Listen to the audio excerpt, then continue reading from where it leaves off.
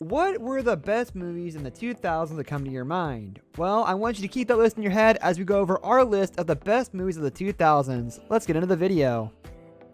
Number 7, Up, year 2009. Any film from Pixar would have made a suitable entrant on this list, but their final film of the decade proved to be their finest. Initially, we were all a bit unsure about an animated film based around a 78-year-old protagonist, but this funny, exciting, and profoundly moving adventure surprised us all. Up also became the second animated film to ever score a Best Picture nomination at the Oscars. The opening 10 minutes makes a strong case for the best sequence of the decade. There's Carl, a dreamer and would-be wanderer, sitting in a movie theater wearing aviator goggles and thrilling at the latest black and white newsreel escapades of Charles Muntz, an action hero in the mold of Indiana Jones who uses a giant airship to explore exotic lands and discover rare creatures, and whose catchphrase is, "Adventure is out there."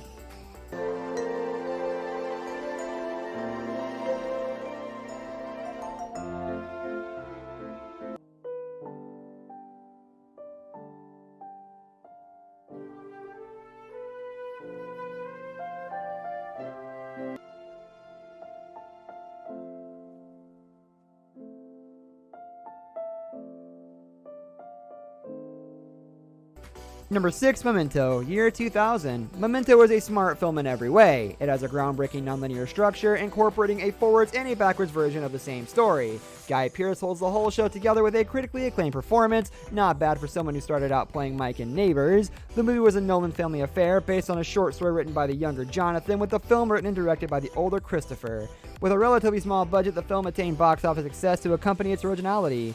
Its place on this list is well deserved. Before he gained legions of fans with his Batman movies and Inceptions and Dunkirks and whatnot, Christopher Nolan, along with co-writer brother Jonathan, made Memento, an ingeniously constructed neo-noir about a man with short-term memory loss trying to find his wife's killer.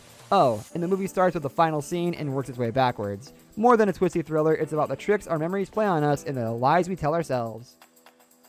Number 5, No Country for Old Men, year 2007. The Coens had one hell of a time in the 90s. They made Fargo and The Big Lebowski. The Thousands were a tad slower, Intolerable Cruelty and The Lady Killers were misfires, but things picked up when they won Best Picture at the Oscars for their blistering adaptation of Cormac McCarthy's classic thriller. No Country for Old Men just brought Javier Bardem to our attention with his Oscar-winning turn as iconic villain Anton Chigurh. Number 4, The Departed, year 2006. The third of Scorsese's gangster films, The Departed was to the thousands what Goodfellas was for the 90s. Based on a Hong Kong movie with the endlessly pleasing title Internal Affairs, it's a classic tale of organized crime, undercover work, and fluid identities. The Departed was thrilling, keeping you guessing the whole way. Critics agreed. The movie won 4 Oscars, further establishing Scorsese's legendary status. Number 3, The Lord of the Rings, The Return of the King, year 2003. Nothing less than a towering triumph of a movie, Return of the King was a modern epic and a fitting conclusion to the Lord of the Rings trilogy. Moviegoers flocked to see it. The film grossed over $1 billion, and awards from the critics and fellow filmmakers rained down. Return of the King won all 11 Oscars it was nominated for, putting it level with Ben-Hur and Titanic. Giant battles, spellbinding storylines, and heroic figures, Return of the King had it all. Plus, the word "the" is in the title an impressive 4 times. Quite an achievement.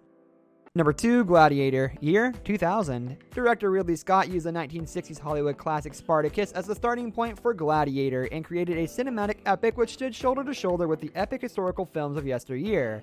Gladiator features a suitably dynamic performance by Russell Crowe as the wrong gladiator Maximus Decimus Meridius. The film was a box office smash, grossing $500 million and bagging 5 Oscars, a bona fide old school blockbuster in every sense of the word. Number 1, The Dark Knight, year 2008. While this tour de force was one of the all-time great Batman films and a demonstration of Christopher Nolan's talents for producing a dense, claustrophobic but epic movie, The Dark Knight will always be remembered for Heath Ledger's astonishing performance as the Joker. It would turn out to be his final film. In his own words, he played the character as a psychopathic, mass-murdering, schizophrenic clown with zero empathy, and in doing so created one of the most iconic performances of all time, recognized with his posthumous Oscar award. When the menace known as the Joker wreaks havoc and chaos on the people of Gotham, Batman must accept one of the greatest psychological and physical tests of his ability to fight injustice. That's going to do it for today's video, guys. Thank you for watching. If you enjoyed the video, leave a like on the video and subscribe to our channel so you don't miss out on any of our videos in the future. We'll see you next time. Goodbye.